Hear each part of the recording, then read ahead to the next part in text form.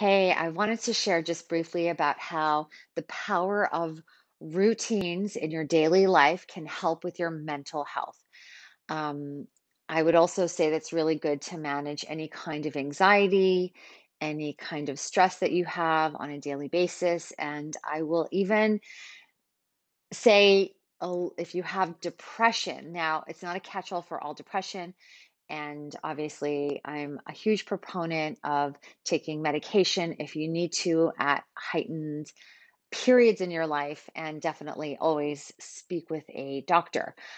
For me, it was really helpful, and I still deal with depression, and I noticed that when I don't feel like I'm in a good place, like I'm feeling really depressed, I can easily look at my habits in that moment. And when they're off, it's directly correlated with my feelings of depression. And I've just been watching this over and over again in my life. And, it's something that I have to keep watch even right now. The first time I got really into just creating routines was when I got into running in the 2000s, like mid 2000s. Always into running, but not running marathons. And I signed up for my first marathon in like 2008, and I had no idea what I was doing. I signed up with some people I worked with in the restaurant, and I really enjoyed that community aspect, which was also a really good thing to do it with a group of people. And I, downloaded a schedule for my training. And, we had given ourselves more than, half a year from when we knew the marathon was going to be to where we were and what kind of training we needed to like go through and ramp up and etc. And it was, I don't know, I mean, it was really fun to like print out calendars and write down the days that I was going to go for a run, and to have the group runs and to figure out like what kind of food a person needed to, really maximize the runs, and, the hours that you needed to sleep, which was a lot in the end. And I didn't realize that I was forming a habit to set up, to feel good for my marathon, to feel like I had trained enough, which, by the way, I trained way too much. I didn't understand tapering. I didn't understand how important it was to like really slow down running, 3 to 4 weeks before. And then, anyways, it took me 5 hours to do that first marathon. Like, it wasn't a good PR. But it was, I still finished it, and it was really fun to high five and go through the training. But I didn't realize it actually really formed a habit that has actually lasted me a really long time. Soon after that, I would start to, so did the marathon, felt really good, had limp leg for like a week. I worked in an office on 17th Street, and I like to walk the stairs, and I had to take the elevator just like two stories up because I couldn't make it. Anyways, I didn't realize that I was forming habits that I still do today. Now, when I don't feel good is when I notice I don't do or keep up with those habits. And the habits are, scheduling my food the week before. I made lentils tonight. It's a Sunday. Usually I do wild rice or something that I'll just make a pot of. Also, or quinoa, and I'll just throw that on my salad throughout the week, or I'll warm it up on the stove top. I make a lot, or I'll put it in a soup, whatever it is. It's just something that has a lot of protein. And that's just something that I do now. Um, you know, when I worked a day job, I would like write down all my clothes that I was going to wear that week, just to make sure that I had like the outfits that I wanted, that I wasn't like, scrambling, that I wasn't like wasting time thinking about what I was going to wear. And then also just like the exercise, just to make sure that like, one day I was going to run, the next day I was going to do yoga, and then I was going to have a day off. I was always doing yoga, by the way, but, I just made sure that I wrote it down. And then also just like time with friends, time to sleep, and then obviously time to work. Maybe I wasn't so great at that job, but it's been long lasting for me right now. And then, becoming a health coach was like in, I think, part of that training eventually.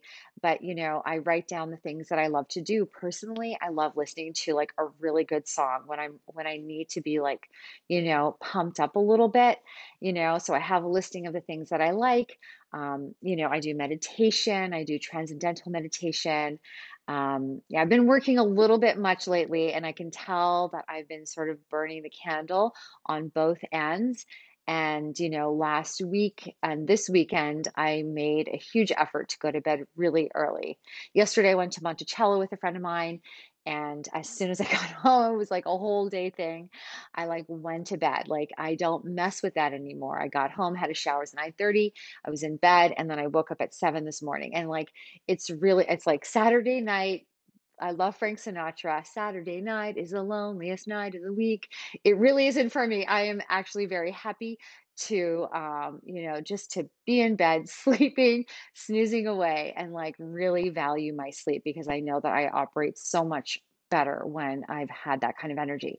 But I just want to say that it's really easy to come and get really, busy with school. Maybe you're, a parent. This past year was really hard to create any kind of self-care for yourself. um, you know, Take the time, look at your schedule. I have a paper and pen. I have like a pad that I use, or like my calendar book. But before I had that, I would just print out like a monthly schedule, like on a piece of paper for June and then July. And I would just write down like a cadence of schedule that I knew that I could keep up for my, my exercise, my, any kind of self-care, if you need a massage, going for a walk, making healthy foods, like having a list of the foods that you want to make for that week. I'm pretty boring. I stick with the same thing. Sometimes I go outside of my comfort zone. Last week, I made this really yummy mushroom soup. And so, I write the list of ingredients that I need before I hit the grocery store and I get those ingredients. And, it has really helped me feel more grounded. I schedule out my exercise. I did a lot of Pilates online. I've been slowly going back to the studios like twice a week now. And that's my time. I go in there and I am just listening to these people yell at me to do these Pilates moves. And it's really important to make that time for yourself. And even if you don't, you can't afford to do, those things. There's so many videos online. You can watch those videos. You just have to put them in your calendar. Anything that you schedule for yourself, anything that you write down, and I'm a huge proponent of writing things down. I actually have my little sheet here, what I was going to talk about. I write everything down. Somehow, if I lose this piece of paper, I'm still going to remember what I wrote because I wrote it down. I'm not a good person on my phone calendar, but whatever floats your boat. Yeah, so I was like self-care plan, and you put it in your calendar and you schedule it out. Now, I will say, it's also good to know that you can change your plans, right? Your backup plan could be like not doing it or changing your mind about something. Um, but accountability is really important, and accountability to yourself is the most important thing. There's a quote, or there's a saying about how when you disappoint yourself, you really like that's the worst disappointment to have, right? And I think when we get stressed about taking action or taking care of ourselves, it's the person that we're more afraid of disappointing us is ourselves. And taking some initiative gives you some clarity on things that you want to do and the way that you want to feel. There's so much stuff that's going on in the world that feels terrible. And let me tell you, it really weighs me down. And I'm a person that likes to ruminate. And when I journal about things, when I go outside and get clear my head, whether with a run or a walk, those things, going out in nature, stretching, doing yoga, meditation, talking to a friend, all of those things really add value to my life. And it is about myself taking action. And when I'm sharing with you, with my friends, with my family, when I journal and share these things with myself, things that I don't want to see, I'm empowering myself to take care of myself in a whole new way. And I just want to encourage yourself just to even take a small step. You can just write Monday, Tuesday, Wednesday, Thursday, Friday, Saturday down, and you can just write one day, 10-minute walk, the next day, 5-minute meditation, Wednesday, like a 10-minute stretch, touch your toes, maybe do a sun salutation. You can type in sun salutation on YouTube. Maybe just, a salad, an arugula salad with some feta cheese and tomatoes. Like just write down a few things that you want to invite in for yourself, and just learn ways to really make your life a little bit more grounding, a little bit more healing. And it's a way to, I know I really don't like this term, but I use it still, self-love. I mean, just learn to love yourself and have compassion for yourself and give yourself time to grow, and know that life is non-linear and it is messy, and but it's worth living. All right. I hope this added some value. I love sharing with you, and I hope you have a wonderful week. Thank you.